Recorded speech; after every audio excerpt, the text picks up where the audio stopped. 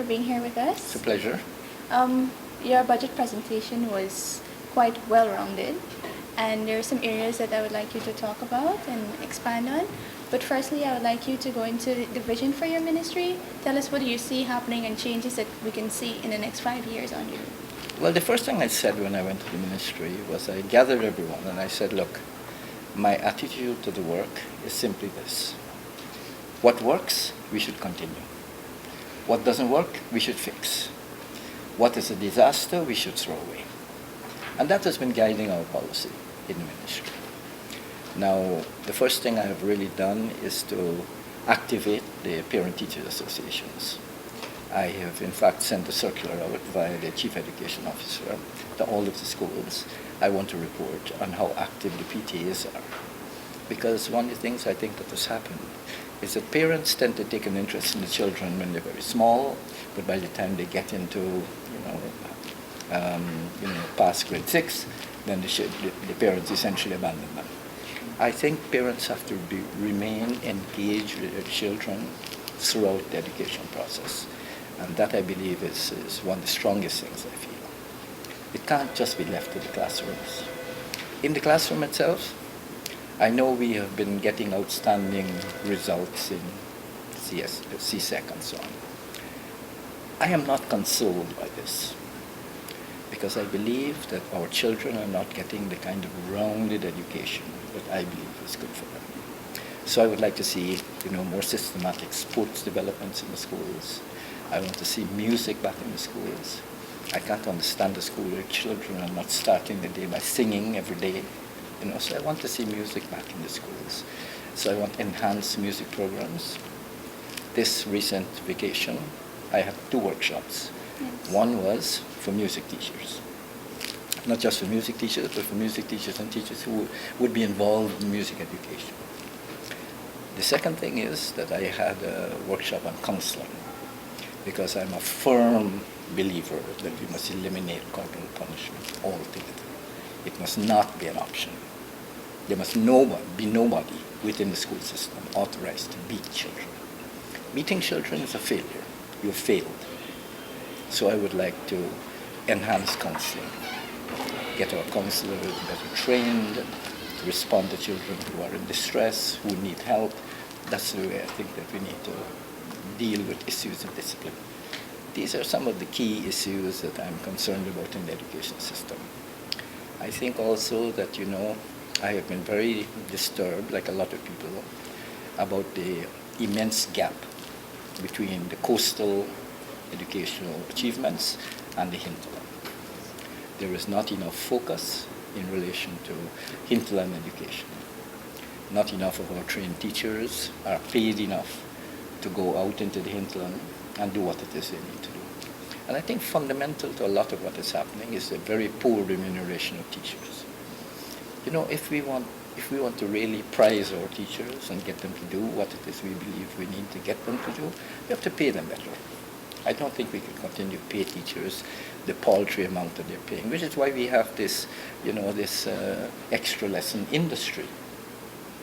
I think if we were doing what we need to be doing in the classrooms, we would not have an extra lessons industry. But you know what is happening. Teachers are teaching part of the syllabus in school, and the rest of the syllabus is being taught at night under their bottom houses. I would like to remove this. But to do that, we can't just ban extra lessons. What you have to do is to remove the need for extra lessons. And the way you do that is by enhancing delivery in the school system itself. So there is a lot to be done. I want to spend some time with the CPCE. I want to know what is on the CPC syllabus, how we train our teachers in the first instance, so that you know that when they come out of CPCE and enter the education system and go into the classrooms, they're really equipped to deliver what we want. So, as I said, I don't think that we have an education system that has collapsed. That's not what I believe. But I do believe that there are areas that we need to concentrate on and to enhance both syllabus, education delivery, involvement of parents. And what I've been doing is I started holding what I've been calling education groundings, which essentially are, large community meetings I've held some in the Essequibo, I've held some on the coast in Region 4. I'm going to Region 6, and then I'm going to go into the interior. And that involves meeting with communities so we can begin to discuss their unhappiness with school or what do they believe needs to be done. But I want to see more community involvement, more parent involvement, and we need to give the teachers as much really assistance, encouragement as we possibly can. And I think that education of a child is too important to be left to teachers.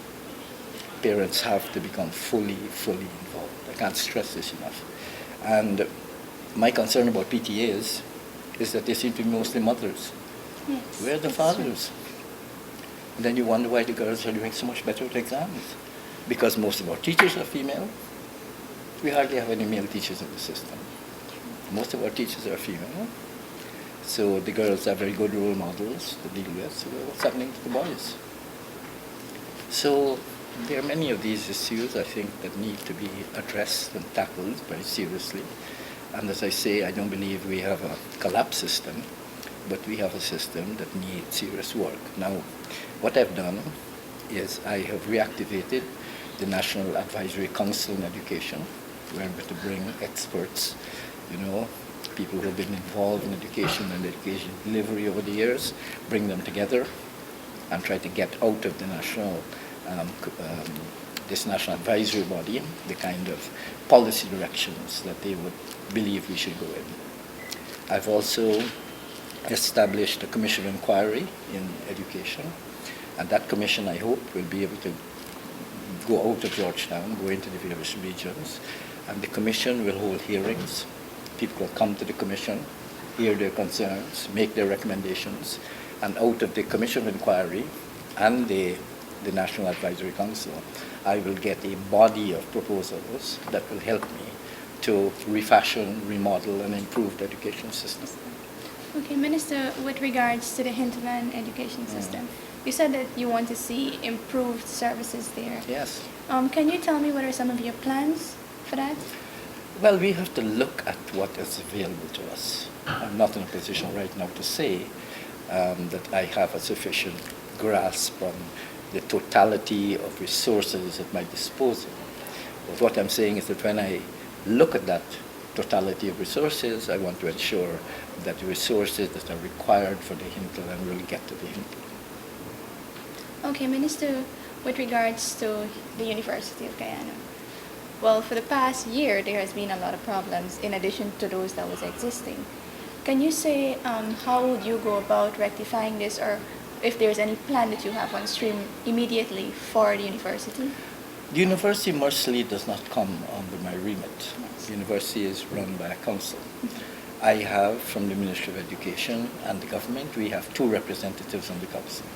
I have appointed, I believe, 2 extremely good people to council. I think they're meeting maybe tomorrow. Mr. Vincent Alexander, who now works out of my office and who was a registrar in the university, and Ms. Delma Ned, who is the permanent secretary of the Ministry of Education, are going to be the 2 representatives from the government side on the council.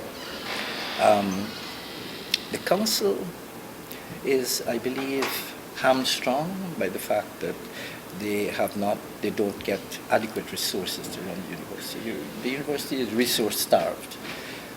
Now that means, I don't think the simple answer to that is that the government should be pumping more money into the university, although we probably should. What it means, though, is that the university has to begin to generate its own income generation activities, whether it's consultancies or particular services and so on. So those 2 things need to be looked at. In general, I think that the standards at the university have undoubtedly fallen, but the university, essentially, what they put out depends on what they take in. So if you have problems with the school system in terms of what you're delivering to the university, you can't expect the university to, produce gold at the end of 3 years. So we have to look at the entire thing. I have been very wary. I sat on the university council for many years, and I know that the last thing the university council needs is to be government directed. That's not what it needs. What it needs is to be strengthened in the sense that, the people you put on the council. I think we're putting excellent people on the council. I know that the private sector has very good and active people who served on the council. And the council must really do a clear assessment. You know, the fact of the matter is there have been report after report after report written on the university. We're not short of reports. What we're short of at the university is implementation. The recommendations are there. We need to implement. And, you know, I think that coming in October, the likelihood exists that we'll be looking for a vice-chancellor. Because I believe that Professor Upadhyay will be leaving us, and that means we have to go through an entire process of advertising and getting applications and so on, so we can choose someone for the university, you know, who's going to make a difference. One thing I'm very pleased about is that I recommended to council that Professor Harris, Nigel Harris, should be the chancellor. But I can only recommend it, I can't appoint him. So it's for the council to appoint him. And I'm hoping the council, this next meeting, is going to appoint Nigel Harris as the chancellor of the university. That I think will already, lift spirits at the university and begin to move us to where we want to go. Okay, Minister. Well, if there isn't anything else that you would like to touch on. Well, what I want to tell you is that what Guyana needs are competent, patriotic citizens. The education system must turn out, as I said in my budget presentation, competent Guyanese who are going to be able to, you know, really move Guyana forward. And I don't believe this can be done simply by, you know, the vast number of exam successes that we're getting. I'm very happy about those, don't get me wrong, but I do believe we have to aim at a more rounded child. We want children to come out of the school system as rounded Guyanese citizens. And above all, I want them singing in schools. Okay, Minister, thank you very much for being a part with us, and It's a we pleasure. wish you all the best in the future. Thank you. Thank you.